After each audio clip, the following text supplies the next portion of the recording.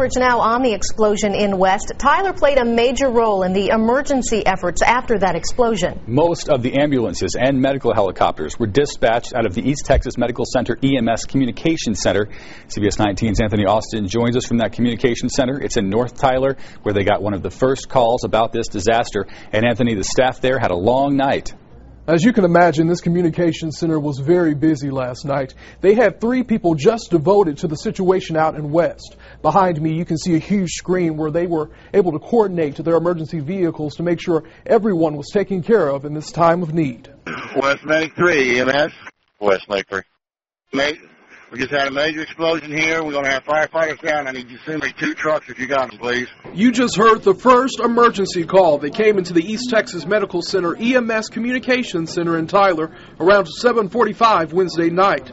The explosion had just happened. Help is on the way as requested. We will be sending an emergency response. Dispatchers immediately started sending ambulances and helicopters to the area, preparing for the worst in West. I was deeply saddened, honestly. I mentioned that I wanted to cry several times this morning.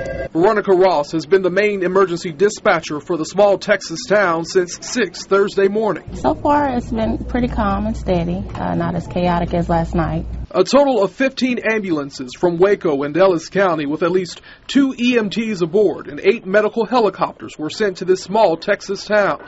This football field turned into a makeshift emergency room after the first ambulance arrived within 13 minutes of the first call. It was a secure place with a lot of lighting, and that's what you needed for a triage. But very rapidly, they realized they were still in close enough proximity.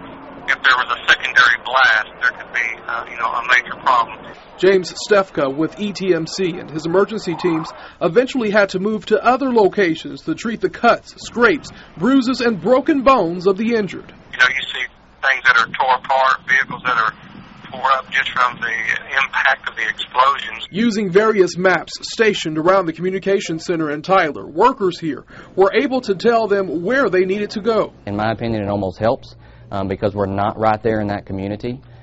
So we kind of have a different point of view of, I've got a job to do, people need help, let's send them help. Help that was provided from right here in Tyler. This highlights exactly what they do. They sit here behind their microphone in a thankless position for the most part, and they send help when people need help. To people hundreds of miles away that needed them the most.